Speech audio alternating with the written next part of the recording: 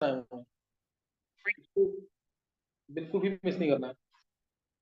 अच्छा, अब वो जो है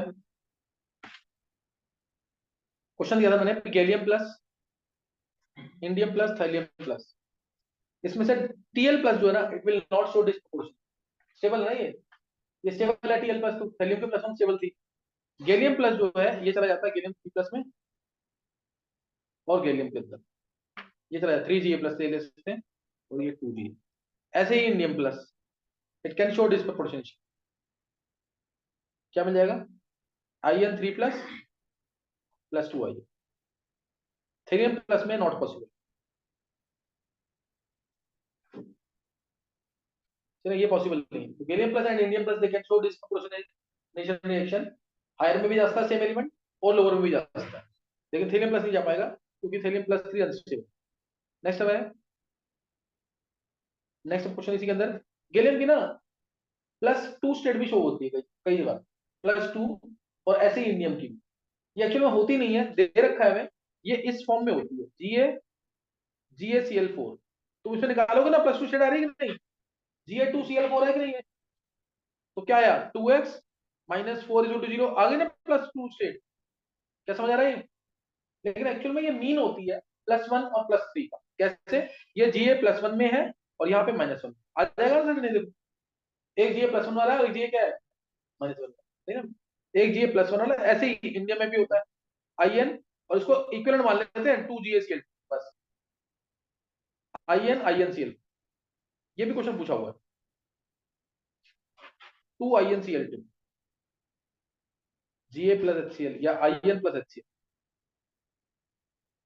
ये कुछ ऐसे रिएक्शन होती है, Ga+HCl या In+HCl। तो Ga+2 शो नहीं करता है, वो हमने मान रखा, एज्यूम कर रखा है कि ये मीन है ऑफ +1 एंड +3 से, ये इस कंपाउंड के अंदर शो होती है, GaCl4 और InCl। ना तुम मतलब कोई भी एक चीज स्किप नहीं कर सकते, तेरे क्वेश्चन आ रहे हैं ना, मतलब जो मैंने कभी सोचा भी नहीं था कि ये वाला क्वेश्चन तो डालेंगे नहीं, इंपॉर्टेंट इंपॉर्टेंट चल रहा है ना, आज की डेट में कुछ भी इंपॉर्टेंट नहीं है। उस ईयर के कुछ तो IIT मेंस के पेपर देखोगे ना, उस ईयर के जो क्वेश्चन आ रहे हैं, जैसे अभी जनवरी के पेपर में जो क्वेश्चन आए हैं, उसको तो जरूर करके जाना है, 23, 22, 21 भी करना है, उसको छोड़ना नहीं है, लेकिन उसको जरूर करके आना है। क्यों? तुम सेम, जैसे सेम मंथ वाले पेपर जो है ना, उसमें से क्वेश्चन आ रहे हैं, तो एक बार तुम उसको सोच सकते हो कि इस टाइप का क्वेश्चन आ सकता है, इस टाइप का क्वेश्चन आ सकता है, लेकिन छोड़ कुछ कोई भी चीज तुम ये मत सोचना कि आज की डेट में कोई इंपॉर्टेंट बता रहा है तुम्हें, तो कोई फायदा नहीं उसका, कुछ भी आ सकता है पेपर में। तो इसके साथ में जैसे केमिकल बॉन्डिंग है, केमिकल बॉन्डिंग का तुम क्वेश्चन देखोगे ना, बहुत कम क्वेश्चन आए, क्या फर्क पड़ा है ज्यादातर केसेस में, मैग्नेटिक मोमेंट, मैग्नेटिक मोमेंट निकालने के तरीके सारा वही, थोड़ा बहुत रिपीट फर्क हुआ, तो क्वेश्चन तो मतलब केमिकल बॉन्डिंग है, पीरियोडिक ऑर्बिटल के क्वेश्चन कम पूछे हुए हैं, लेकिन बेस तो वही है, इसके बिना ये हो नहीं सकती, पढ़ना पूरा पड़ेगा, छोड़ नहीं सकते। तो ये मैंने यहाँ तो बता दिया, नेक्स्ट नोट करना आगे से। इनर्ट पेरेंट बहुत बड़ा है, छोटा नहीं है भी, जितना बताया एटलीस्ट ये तो आना चाहिए, ठीक है, इतना जरूर आना चाहिए।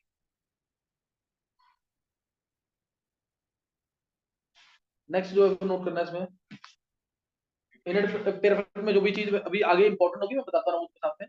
अब इसके अंदर ना, जैसे अब कुछ इनके बारे में बता रहे हैं, बोरोन, एल्यूमिनियम, गैलियम, जैसे इसके ऊपर क्वेश्चन आए हुए हैं, इसके ऊपर बोरोन का स्ट्रक्चर कैसा होता है, ऑब्जेक्ट में क्वेश्चन पूछा हुआ, बोरोन का स्ट्रक्चर कैसा है, किसी को याद है? नेटवर्क सॉलिड तो है ही, इसका एक स्पेशल नाम है इसका, आइकोसा, और आइकोसा हेड्रल स्ट्रक्चर, याद आया कुछ नहीं? बोरोन की कौन सी यूनिट्स होती है उसके अंदर? B12 यूनिट्स, कुछ याद आया कि नहीं? B12 यूनिट्स होती है बोरोन की, थी ना, बोरोन की कौन सी यूनिट्स होती है? B12 यूनिट्स, जो लिंक्ड होती है दूसरे B12 के साथ। बोरोन का स्ट्रक्चर कैसा है? आइकोसा हेड्रल स्ट्रक्चर, जिसके अंदर 12 कॉर्नर्स हैं, 12 कॉर्नर यानी 12 कॉर्नर पे बोरोन होगा, 12 कॉर्नर पे बोरोन होगा, और 20 इक्विलेटरल ट्रायंगुलर फेसेस हैं, इक्विलेटरल ट्रायंगुलर फेसेस, ये भी पूछा हुआ पेपर के अंदर, तो छोड़ तुम कुछ भी नहीं सकते, हर एक चीज करनी है।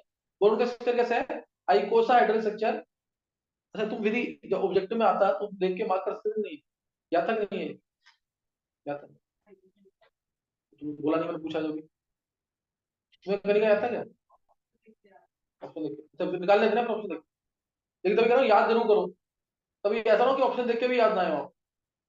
बोरोन का आइकोसाहेड्रल स्ट्रक्चर होता है with 12 corner and 20 equilateral triangular faces. मैं एक बार स्ट्रक्चर बता देता हूं इसका, ताकि तुम्हें वो याद रहे कैसे स्ट्रक्चर बनना है इसका। कुछ तो फिगर याद रहेगा ना फिर, अगर ये बता देता हूँ। इसके अंदर 3C2E बॉन्ड होते हैं, ध्यान रखना, ये मत चेक करना इतने सारे बॉन्ड कैसे बन गए।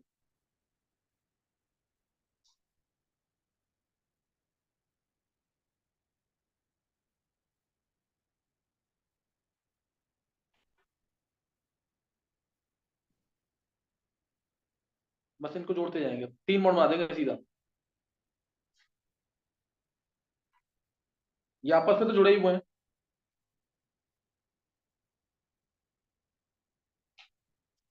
फिर ऐसे ही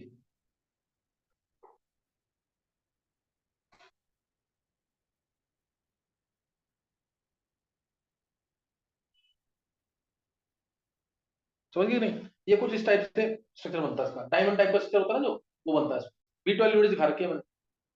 कॉर्नर पे क्या है,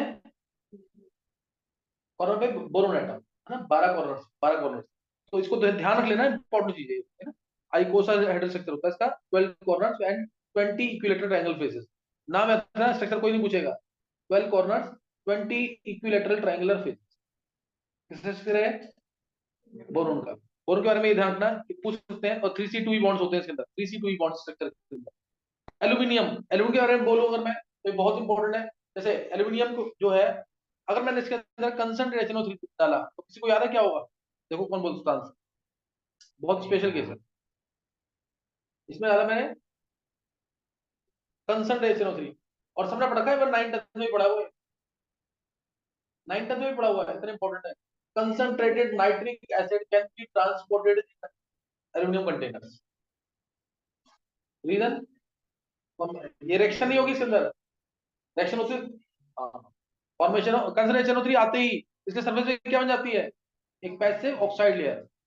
पैसिव ऑक्साइड पढ़ रखा ना, protective oxide layer, thin protective oxide layer बन जाती है। इसीलिए नहीं तो एल्यूमिनियम मेटल है, मेटल के अंदर मैं एसिड डाल दूंगा तो एसिड तो खत्म कर देगा, मेटल कर देगा कि नहीं। लेकिन एल्यूमिनियम के अंदर फिर भी हम नाइट्रिक एसिड को ट्रैवल करके ले जा सकते हैं। क्यों ले जा सकते हैं?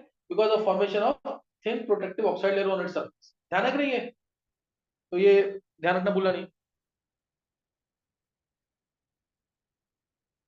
अच्छा, इसके बाद प्रोटेक्टिव ऑक्साइड लेयर,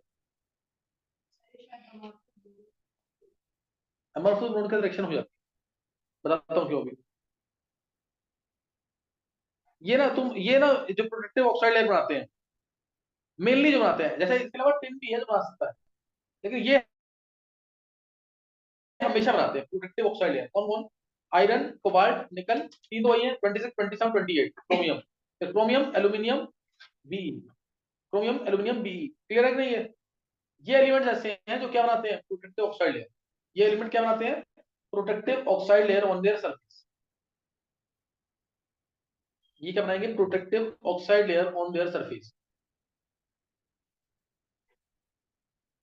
ये क्वेश्चन पूछा हुआ पेपर के अंदर, ये पूछा हुआ प्रोटेक्टिव क्या बनाते हैं, ऑक्साइड। तुमने कहा ना, अब जैसे आयरन के ऊपर कौन सी लेयर बनती है, आयरन के ऊपर Fe3O4 की, Fe2O3 की नहीं है इसके ऊपर, ये याद रख लेना। ये पूछा नहीं है कभी, पूछता आ जाएगा कभी। Fe3O4 एल्यूमिनियम के ऊपर कौन सी बनी लेयर, Al2, इसके ऊपर कौन सी बन रही है, Fe3O4 की। Fe3O4 की लेयर बनती है। और उसको याद करने का तरीका बताता हूँ, किसी को याद है, कराया होगा पहले, याद है किसी को कि नहीं? फेको नहीं, फेको नहीं, फेको नहीं, करारे आलू बेकार में।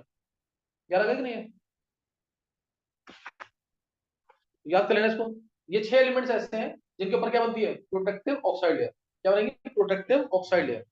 टिन भी होता है इसके साथ, उसका चांस है, चांस की बात है, वो डिपेंड करेगा कंसंट्रेशन पे, बहुत सारे फैक्टर पे डिपेंड करता है।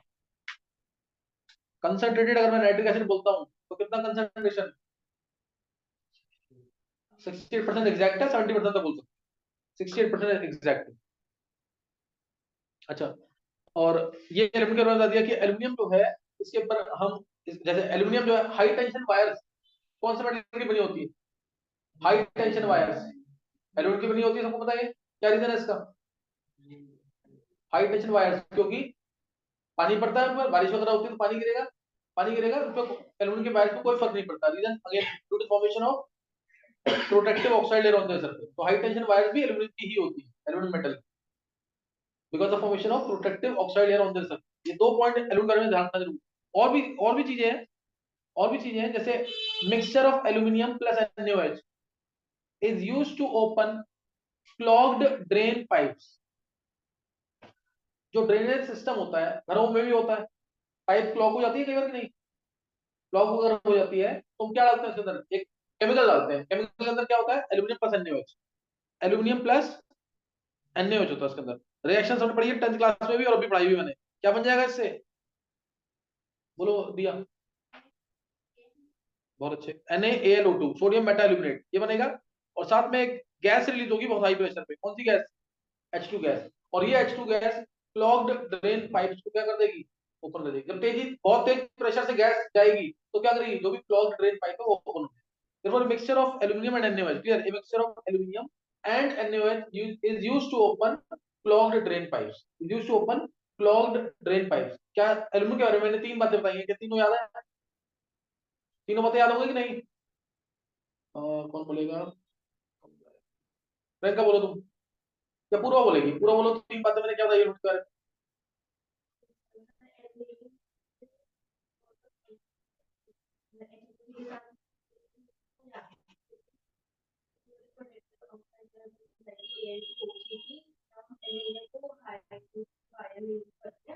इसलिए एक तो नाइट्रिक एसिड को हम ले जा सकते हैं एल्यूमिनियम के कंटेनर, अगर हमें एक ट्रांसपोर्टेशन करना है नाइट्रिक एसिड का तो उसको ले जाते हैं। एक पॉइंट बोला था मैंने, दूसरा क्या बोला,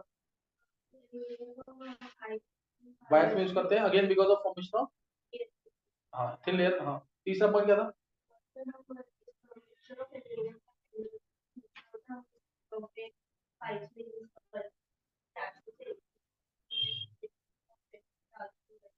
H2 हाई प्रेशर रिलीज होती है, इसलिए वो आसानी से क्लॉग्ड ड्रेन पाइप्स को ओपन कर सकते हैं। क्लियर है कि नहीं, तो 3 पॉइंट इसके बारे में बताया। बोरोन के बारे में बताया पॉइंट मैंने, बोरोन के बारे में कौन बता देगा, आदित्य बोल जल्दी से।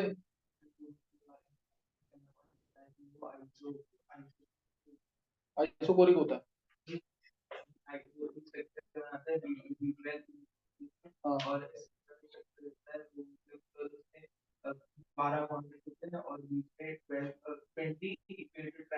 फेसेस होते हैं, हाँ।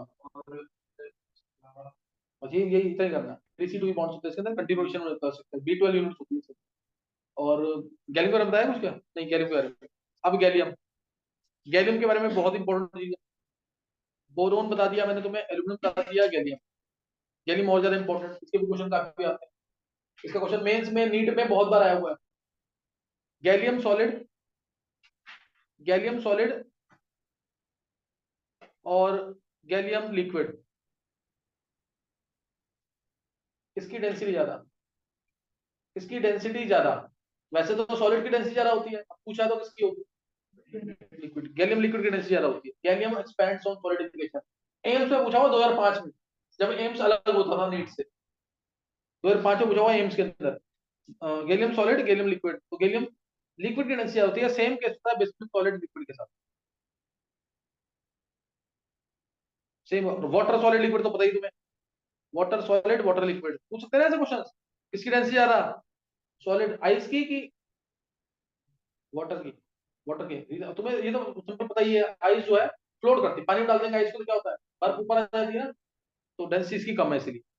ये 3 केस याद रखना है, भूलना भूलना नहीं बिल्कुल। गैलियम का केस जरूर याद रखना, गैलियम का क्वेश्चन काफी आए हुए हैं।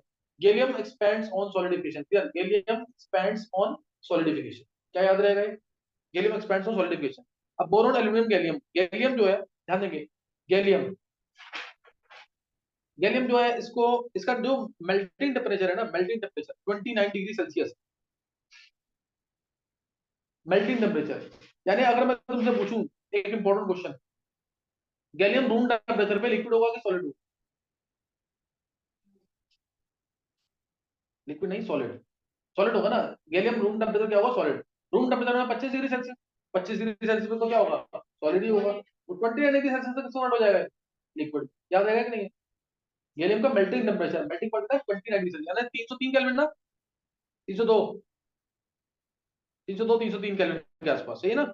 27 डिग्री सेल्सियस में 300 होता है ना, तो 329 डिग्री सेल्सियस या 30 डिग्री सेल्सियस के आसपास का मेल्टिंग टेम्परेचर है। यानी गैलियम को अगर मैं हाथ पे रब कर लूंगा तो क्या हो जाएगा, इसमें मेल्ट हो जाएगा और लिक्विड में, और मैंने तो बताया हुआ है, इसीलिए गैलियम को मैजिशियन, मैजिशियन जो है यूज करते हैं, मैजिशियन यूज करते हैं, कहते हैं जैसे स्पून डाला इसमें, गर्म पानी में डाल दिया स्पून गैलियम का, स्पून गायब हो जाएगा, मेल्ट कर जाएगा ना गर्म पानी में, इसलिए ऐसे मैजिशियन यूज भी करते हैं।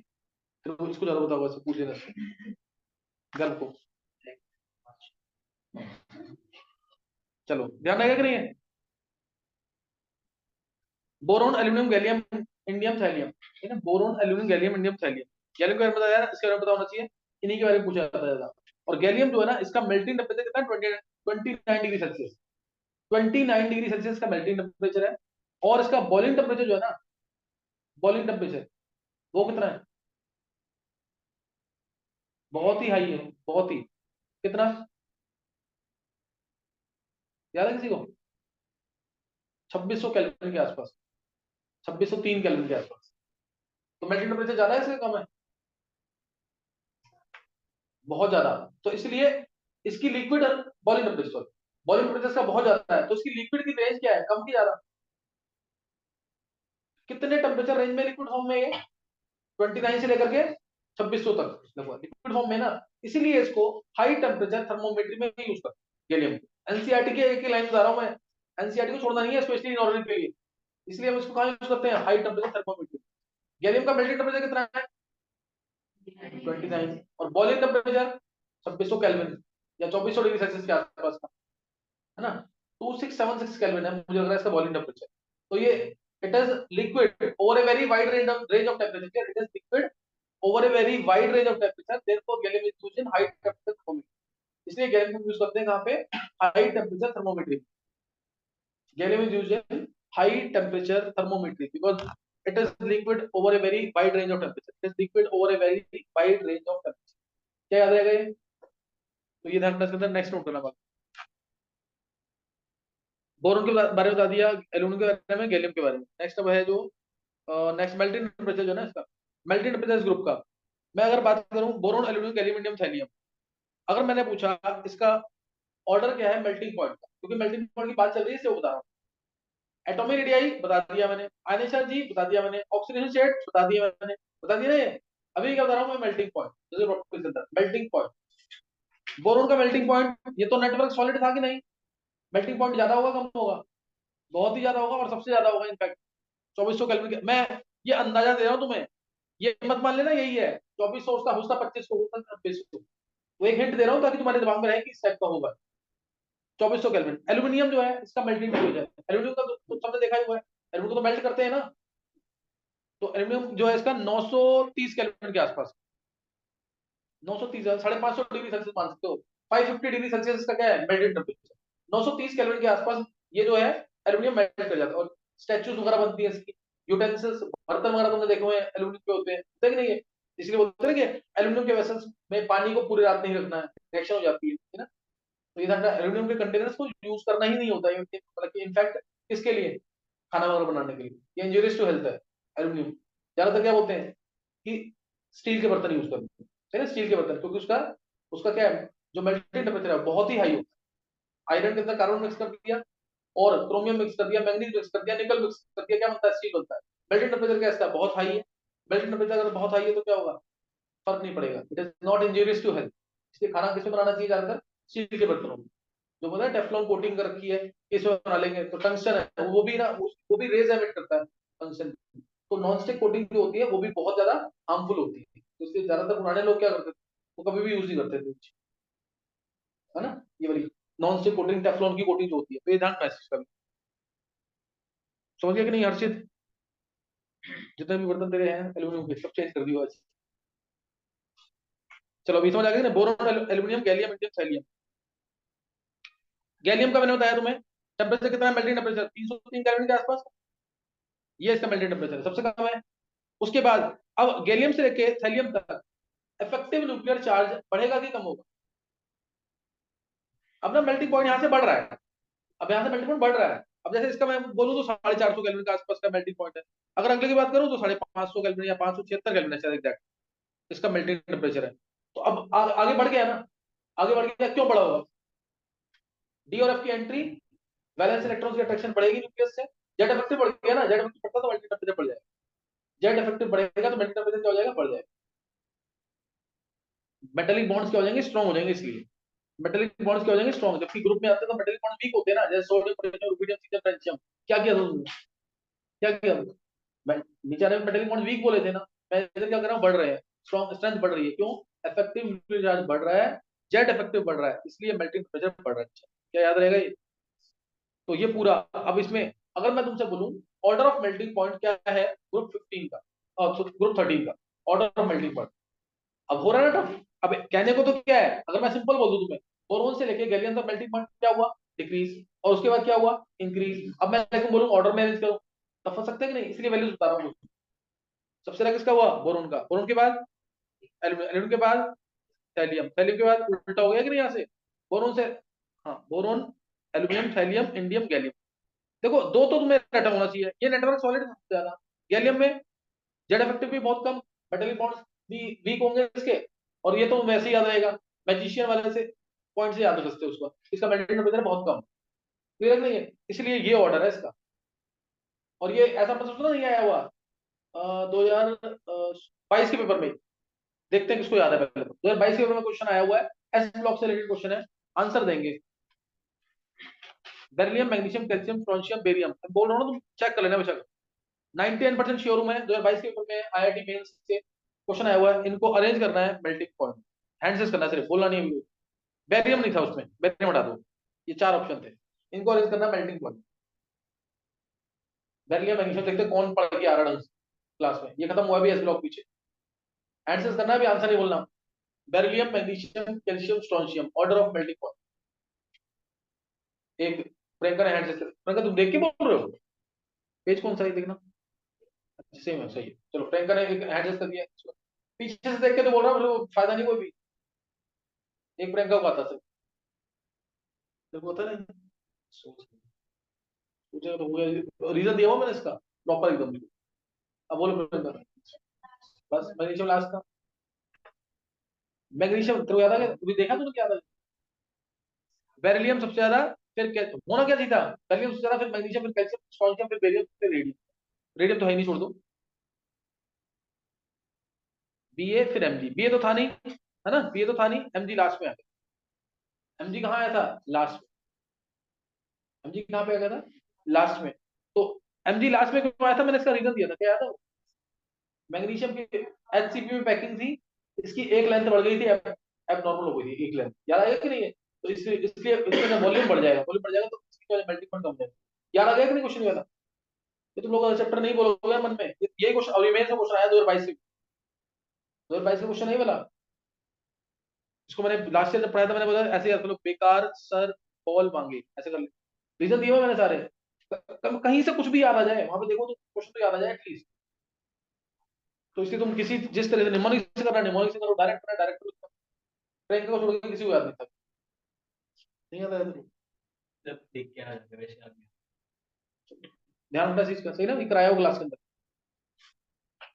तो देखो ये चैप्टर ऐसे ना, अगर तुमने रिकॉल नहीं किया इसको, हफ्ते में एक दिन बोल लो मन में पूरा चैप्टर, 5 से 7 मिनट, मैंने अभी लास्ट में कृष्ण के सामने से बात हुई, कृष्ण के सामने बात हुई वेदांत से, हाँ तो उसको क्लियर हो गया सर, 5 से 7 मिनट में मैं पूरा चैप्टर बोल देता हूँ, वो 3 साढ़े 3 घंटे जो मैंने पढ़ाया चैप्टर में, वो पूरा चैप्टर बोल देता 5 से 7 मिनट, और 10 मिनट में पी ब्लॉक पूरा, जब तक तुम ये नहीं करोगे ना, ऐसे रैंक नहीं आती, रैंक ऐसी आएगी जब तुम तरीके से करोगे। चलो ये हो गया यहाँ पे खत्म, ये मैंने बता दिया मेल्टिंग पॉइंट ग्रुप 14 का, 13 का, ग्रुप 13 का मेल्टिंग पॉइंट समझ आ गया कि नहीं, रीजन बना लोगे ना पूरा, पहले डिक्रीज हुआ, फिर इंक्रीज, इंक्रीज क्यों हुआ, जेड इफेक्टिव बढ़ गया, नेक्स्ट केस, बात करूंगा मैं कार्बन की, carbon, silicon, germanium, tin, lead, इसमें melting point without any doubt, ये तीनों सबसे ज्यादा होंगे मेल्टिंग पॉइंट, क्या नहीं, क्यों होंगे तीनों का सबसे ज्यादा, क्योंकि तीनों कौन से सॉलिड्स है, नेटवर्क सॉलिड, मॉलिक्यूलर थोड़ी है, मॉलिक्यूलर सॉलिड सही है ये, कोवेलेंट नेटवर्क सॉलिड तुम बोल सकते हो, मॉलिक्यूलर सॉलिड नहीं है ये, सही ना, समझ गए कि नहीं कनी का, मॉलिक्यूलर सॉलिड्स, कोवेलेंट सॉलिड्स, आयनिक सॉलिड्स, ये तो सब डिफरेंट है ना, मेटेलिक सॉलिड्स सब डिफरेंट थे, तो ये हमारे नेटवर्क सॉलिड्स थे, पॉलीमेरिक स्ट्रक्चर थे इनके, सबसे ज्यादा मेल्टिंग पॉइंट किसका होगा उसमें भी, कार्बन का, कार्बन का तो पता ही तुम्हें, डायमंड की फॉर्म में, ग्रेफाइट की फॉर्म में, तो इसका तो विदाउट एनी डाउट तुम्हें रटा होना चाहिए कि बहुत ज्यादा मेल्टिंग पॉइंट होता है, और अगर मैं बात करूं तो 4000 केल्विन के आसपास, डायमंड है ना, 4000 केल्विन के आसपास तो मेल्टिंग पॉइंट होगा, नीचे जाने पर भी कम होगा इनमें, और लास्ट में जाके क्या हो जाएगा फिर, इंक्रीज, लास्ट में आगे क्या हो जाएगा, इंक्रीज। ये इसका 500 केल्विन तो इसका 600 केल्विन, इतना आ जाता है। ये तीनों तो सबसे ज्यादा, मतलब 4000 है तो 3000 है तो 2000, ऐसे याद कर लो। मेरे को नहीं पता एग्जैक्ट वैल्यू, मैं वैसे ही बता रहा हूँ। डायमंड का तो सबको पता होगा कि 4000 केल्विन का आसपास का इसका मेल्टिंग पॉइंट है। 50,000 से 60,000 एटमॉस्फेयर प्रेशर देके तो ताकि मेल्ट करता है डायमंड। अच्छा मैंने क्या दिया तुम्हें, टिन और लेड का, टिन लेड का क्या रीजन होगा, टिन और लेड का जेड इफेक्टिव बढ़ गया, जेड इफेक्टिव बढ़ गया, मेटेलिक बॉन्ड खींचना चाहता, जैसे पीछे ग्रुप में हुआ था, जैसे पीछे ग्रुप में हुआ। और है वही चीज उसके अंदर भी, मेल्टिंग पॉइंट ऑर्डर अगर तुम चेक करोगे ना, उसमें बोरोन से गैलियम पे क्या था, डिक्रीज, उसके बाद क्या था, इंक्रीज। सेम चीज यहाँ पे है कि नहीं, यहाँ पे भी पहले डिक्रीज फिर इंक्रीज। लेकिन ये तीनों कौन से सॉलिड्स है, नेटवर्क सॉलिड्स है, इसलिए ये जा रहा हूँ। क्या मेल्टिंग पॉइंट समझ आ गया, ये सब क्वेश्चन पूछे हुए हैं, छोड़ना नहीं कुछ। नेक्स्ट अब मेल्टिंग पॉइंट बता दिया मैंने दोनों का, चारों को बता दिया एक तरह से मेल्टिंग पॉइंट। नेक्स्ट नोट करना आगे जो, वो है ये boron, aluminium, gallium, indium, thallium. दूसरा को मैं ही लिख रहा हूँ, carbon, silicon, germanium, tin, lead. Physical properties दोनों की साथ साथ डिस्कस हो रही है, ऐसी केमिकल भी साथ साथ डिस्कस करूंगा। Boron, aluminium, gallium, indium, thallium. Boron इसमें हम कर सकते हैं, मल्टीपल कर लिया ना, इसके साथ में ही डेंसिटी कर सकते हैं, डेंसिटी। डेंसिटी क्या होगा, ये सब नेटवर्क सॉलिड्स है, डेंसिटी क्या होगी, डेंसिटी हमेशा नीचे आने पर क्या करती है, इंक्रीज करती है, याद है, डेंसिटी नीचे आने पर क्या करती है, हमेशा इंक्रीज करती है। तो इसमें ग्रुप में नीचे आने पर इंक्रीज करती है, इसमें ग्रुप में नीचे आने पर क्या करेगी, इंक्रीज। ग्रुप में हर ग्रुप में इंक्रीज है, हर ग्रुप में इंक्रीज, एक्सेप्शन तो है ही। अगले ग्रुप में carbon, silicon, germanium, tin, lead. इस केस में भी बस कार्बन की डेंसिटी ज्यादा, जैसे कार्बन की डेंसिटी तुम मान लो 2.7 के आसपास की है, तो इसकी कम हो गई थोड़ी सी, इसकी कम 2.2 हो गई, फिर नीचे पे इंक्रीज कर रही है, फिर नीचे पे इंक्रीज कर रही है। हो सकता है लेड की डेंसिटी ग्रेटर देन 10, समझे कि नहीं, इसमें भी इंक्रीज है। बस कार्बन का तो केस अलग से ही है, तुमको पता है, कार्बन का केस डायमंड वाला केस है, इसकी डेंसिटी ज्यादा बनती है, बाकी नीचे पे इंक्रीज कर रही है, बाकी नीचे पे इंक्रीज कर रही है। चाहे वेदर इट इज ग्रुप 13 और group 14, density in both the case will increase because mass is more increasing than size, as density is equal to mass by volume. Mass is more increasing than size, mass per unit volume। क्या clear है, तो density दोनों case में, density क्या करेगी, increase करेगी। बस carbon वाला केस ध्यान रखना, डेंसिटी बता दी। अब है इलेक्ट्रोनेगेटिविटी, इलेक्ट्रोनेगेटिविटी ये सारा पीरियोडिक प्रॉपर्टी चल रहा है, physical property means periodic properties, ये सब पढ़ा हुआ तुमने। इलेक्ट्रोनेगेटिविटी अगर मैं बात करूं, पीरियड बोरोन वाला ग्रुप ये रहा, boron, aluminium, gallium, indium, thallium, carbon, silicon, germanium, tin, lead. Electronegativity तुम्हें याद होगा पूरा पीरियोडिक, मैंने तुम्हें पहली दो लाइन की तो इलेक्ट्रोनेगेटिविटी याद करवा दी थी, याद है कि नहीं है, lithium, beryllium, boron, carbon, nitrogen, oxygen, chlorine, neon. कुछ याद आ रहा है, इसको हटा दो। फ्लोरीन की इलेक्ट्रोनेगेटिव वैल्यू कितनी थी पॉलिंग स्केल पे, 4। फिर क्या करना था, आधा आधा कम करना था, 3.5, इसकी 3, इसकी 2.5, फिर 2, फिर 1.5, फिर 1, याद आया कि नहीं। फिर अगर मैं बात करूं सोडियम की, sodium, magnesium, aluminium, sodium, magnesium, aluminium, silicon, germanium, silicon, germanium sorry, phosphorus, sulphur, chlorine, ये आ गया। तो इसमें भी क्या था, यहाँ 0.9 हो गई थी, एक पॉइंट कम किया था, ये फिर 0.3 बढ़ाना है।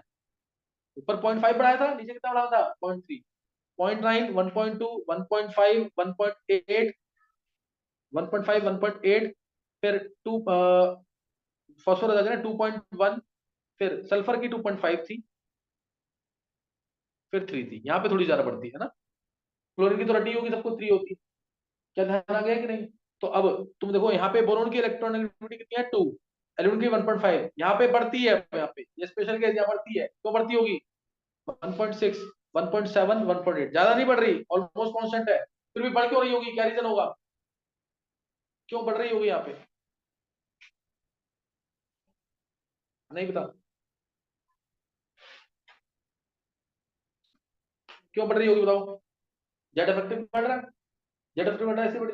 अगर केमिस्ट्री में आंसर अगर तुम्हें याद है तो रीजन बन जाए, लेकिन आंसर याद करने पड़ेंगे, एक्सपेरिमेंटल है ना सारी चीजें। अब अगले ग्रुप में कार्बन, सिलिकॉन, यहाँ पे 1.8, 1.8 और लास्ट में जाके हल्की थी 1.9, 1.9, समझ गए कि नहीं है? समझ गए कि नहीं है? ये इलेक्ट्रोनेगेटिविटी है, ग्राफ की फॉर्म में भी पूछा हुआ है आईआईटी मेंस में, डायरेक्ट भी पूछा। ग्रुप 13 की इलेक्ट्रोनेगेटिविटी अगर मैं बात करूं इन जनरल, तो electronegativity should always decrease down the group, क्योंकि साइज इंक्रीज कर रहा है लेकिन इन ग्रुप में बढ़ रही है। क्यों बढ़ रही होगी? Z effective is increasing, Z effective is increasing, electronic बढ़ रही है। अच्छा ये हो गया आपके 13 ग्रुप हो गया, 14 ग्रुप हो गया। नेक्स्ट मैंने क्या बता दिया? मल्टीमोड बता दिया, डेंसिटी बता दी, इलेक्ट्रॉनिक बता दिया ना। फिजिकल प्रॉपर्टीज में यही मेन है, यही मेन करना था बस कहते ना। और वही इलेक्ट्रोफिलिटी बोलेगा तो नीचे 90 डिग्री, इलेक्ट्रोफिलिटी बोलेगा तो नीचे 90 डिग्री।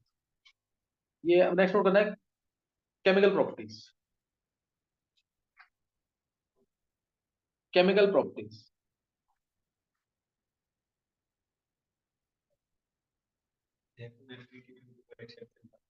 लास्ट। अच्छा केमिकल प्रॉपर्टीज, केमिकल प्रॉपर्टीज में तीन पढ़नी है। पहला reaction with air and water, reaction with acid and alkali, reaction with halogens. तीन पढ़नी है। Reaction with air and water, reaction with acid and alkali, और रिएक्शन विद हेलोजेंस। ये तीन पढ़नी है। तो अब अगर मैं बात करूं ग्रुप 13 की, boron aluminium gallium indium thallium, mainly हमें इसके अंदर बोरोन एल्यूमिनियम पढ़ना है जो एनसीईआरटी में दे रखा है। क्या पढ़ना है? बोरोन एल्यूमिनियम जो एनसीईआरटी में दे रखा है। तो बोरोन एल्यूमिनियम की बात कर रहा हूं अगर मैं,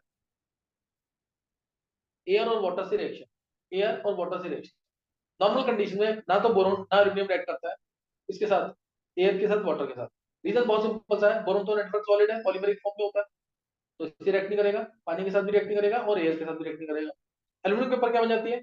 प्रोडक्टिव ऑक्साइड लेयर, तो रिएक्ट नहीं करते। लेकिन अगर ये एमॉर्फस फॉर्म में है, अगर ये एमॉर्फस फॉर्म में है यानी इनके अंदर रेगुलर अरेंजमेंट नहीं है पार्टिकल्स, तो उस केस में रिएक्ट कर सकते, तो उस केस में ये रिएक्ट कर जाता है। जैसे अब बोरोन जो है दो तरीके का होता है, एक है एमॉर्फस बोरोन और एक है क्रिस्टलाइन। एक है एमॉर्फस बोरोन, एक है क्रिस्टलाइन, दो तरीके के बोरोन है, एमॉर्फस और क्रिस्टलाइन। एमॉर्फस बोरोन तो बता, इसके अंदर एमॉर्फस जब भी मैं बोलूंगा ना, मतलब रेगुलर अरेंजमेंट नहीं है पार्टिकल्स का, ऐसे रेगुलर अरेंजमेंट पार्टिकल्स का नहीं। और क्रिस्टलाइन बोलूंगा तो there is regular arrangement of particles, there is proper arrangement of particles. मैंने समझाने के लिए पहले बताया हुआ, क्रिस्टलाइन बोल रहा हूँ। जैसे बटर को कट करेंगे नाइफ से, बटर को अगर कट करते हैं नाइफ से तो क्लीन क्लीवेज आता है कि नहीं? ये क्रिस्टलाइन की फॉर्म होती है, ऐसे कुछ सोचना है। एग्जांपल बता देना बटर, ये सोचना इस तरीके से। और अगर ब्रेड को कट करेंगे तो क्लीन क्लीवेज तो नहीं आएगा ना, तो वो क्या है? एमॉर्फस फॉर्म है, ऐसा सोचना है, ठीक है। तो crystalline boron, amorphous boron, amorphous boron जो है वो रिएक्ट करता है, क्रिस्टलाइन बोरोन रिएक्ट नहीं करता। इसका ऑब्जेक्टिव में क्वेश्चन पूछा हुआ है मेंस के अंदर, जैसे B2O3 है, B2O3 प्लस मैंने डाला सोडियम, तो कौन सा बोरोन मिलेगा? B2O3 प्लस मैग्नीशियम डाला तो कौन सा बोरोन मिलेगा? B2O3 प्लस एल्यूमिनियम डाला तो कौन सा बोरोन? तीन केस है और तीनों बहुत इंपॉर्टेंट है। यहाँ बनेगा 2B प्लस Na2O, उससे नेक्स्ट में भी 2B प्लस MgO, बैलेंस कर लेना खुद। इसमें भी 2B प्लस Al2, ये तीन बोरोन मिल रहे ना। इसमें से कौन सा एमॉर्फस है, कौन सा क्रिस्टलाइन? कौन सा बोरोन एमॉर्फस है, कौन सा बोरोन क्रिस्टलाइन है? मेंस का क्वेश्चन पूछा हुआ है।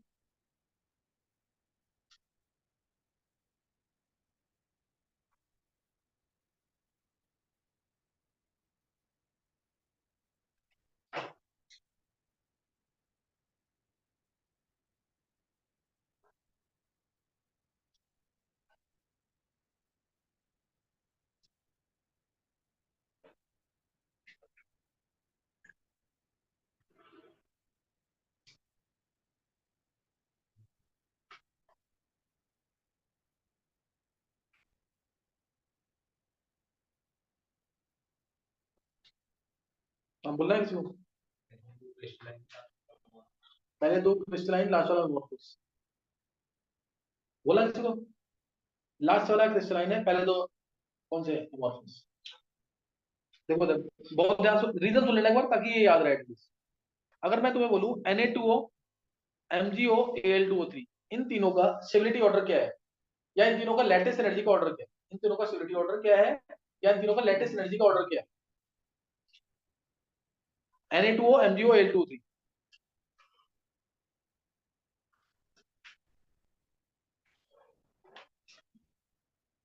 इन तीनों का लेटेस्ट एनर्जी का ऑर्डर या इन तीनों का इन तीनों का स्टेबिलिटी ऑर्डर क्या है?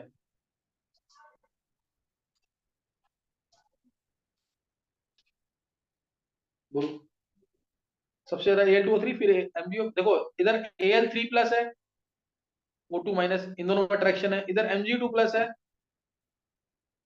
O2-, इन दोनों में अट्रैक्शन है। लास्ट वाले में Na+ और O2- है। तो किसमें अट्रैक्शन ज्यादा? ये तो ज्यादा चार्ज होती है अट्रैक्शन। तीनों के तीनों आइसो इलेक्ट्रॉनिक है, Na+, Mg2+ और Al3+। तो सबसे ज्यादा अट्रैक्शन किसमें है? Al3+ और O2-। ये इन दोनों में अट्रैक्शन बहुत ज्यादा है। तो जब इन दोनों में अट्रैक्शन ज्यादा, तो जब ये बनेगा बनेगा तो स्टेबल बहुत ज्यादा होगा। स्टेबल बहुत ज्यादा होगा तो एनर्जी रिलीज ज्यादा होगी, कम होगी? बहुत ज्यादा एनर्जी रिलीज होगी। जब बहुत ज्यादा एनर्जी रिलीज होगी तो ये बोरोन जो बन रहा है, क्या उनके अंदर दो बोरोन के बीच में गैप आ पाएगा? प्रॉपर अरेंजमेंट आएगा ना पार्टिकल्स का? समझिए कि नहीं है? सारी हीट एनर्जी रिलीज हो चुकी है, तो इससे बहुत प्रॉपर गैप आता है, बहुत प्रॉपर गैप आता है, इसलिए ये क्रिस्टलाइन होगा। लेकिन इनमें इतनी एनर्जी रिलीज नहीं होगी, क्योंकि इनकी लैटिस एनर्जी क्या है? कम। Na2 और MgO की, है ना, कम है ना लैटिस एनर्जी, इसीलिए Al के साथ बनता है क्रिस्टलाइन बोरोन, बाकी दोनों के साथ बनता है क्या? Amorphous boron. क्या समझ आ गया है? एक बार चेक कर लो।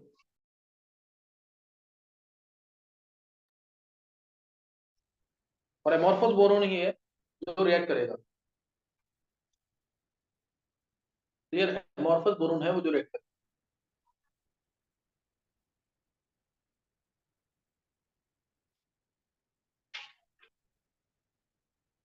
समझ आया कि नहीं है? Al2O3 बहुत स्टेबल, एनर्जी रिलीज बहुत ज्यादा, इसलिए बोरोन के बीच जो पार्टिकल्स होंगे उनका अरेंजमेंट कैसे होगा? बिल्कुल रेगुलर। इसलिए कौन सा बोरोन मिलेगा? Crystalline boron. और बाकी में क्या मिलेगा? Amorphous boron. अब जो बोरोन है वो ऑक्सीजन से, एमोर्फस बोरोन जो है वो रिएक्ट करेगा एयर के साथ। एयर के साथ रिएक्ट करेगा मतलब O2 के साथ रिएक्ट करेगा, B2O3 बनाएगा, और रिएक्ट करेगा N2 के साथ, क्या बनाएगा? Bn। और Bn तो तुम्हें पता होगा, अगर मैं Bn होल X कर दूं, इसकी पॉलीमेरिक फॉर्म ले लूं, तो उसे क्या बोलते हैं? Inorganic graphite. क्वेश्चन आ रहे हैं इसके भी, इनऑर्गेनिक ग्रेफाइट। और इसको 700 डिग्री सेल्सियस तक गर्म कर दिया तो 700 डिग्री सेल्सियस तक, तो inorganic diamond, inorganic diamond, inorganic graphite, inorganic diamond. Inorganic graphite है तो हेक्सागोनल स्ट्रक्चर होगा इसका, हेक्सागोनल स्ट्रक्चर। और इनऑर्गेनिक डायमंड है तो क्यूबिकल स्ट्रक्चर, क्यूबिकल स्ट्रक्चर। समझ गए कि नहीं? इनऑर्गेनिक डायमंड है तो क्यूबिकल स्ट्रक्चर, इनऑर्गेनिक ग्रेफाइट है तो हेक्सागोनल स्ट्रक्चर। और ऐसे ही एल्यूमिनियम रिएक्ट करता है, O2 के साथ Al2O3, नाइट्रोजन के साथ Al। नाइट्रोजन के साथ क्या आएगा? Al। नाइट्रोजन के साथ Al। ग्रुप 14 वाले एलिमेंट्स की जो प्रॉपर्टीज है एयर के साथ, वो तुम्हें मैं नेक्स्ट टाइम बताऊंगा, अभी याद करना है इतनी, अभी इतना नहीं याद करना है। ग्रुप 14 वाले की नेक्स्ट टाइम बताऊंगा। याद कर लो उसको ढंग से, बहुत प्रॉपर तरीके से याद कर जाना है इसको। सही ना? ढंग से याद करना है, पूरा टॉपिक होता है, एनसीईआरटी से मिलता है पूरा, समझा दिया ढंग से, इसको याद करके मेरे समझ आना।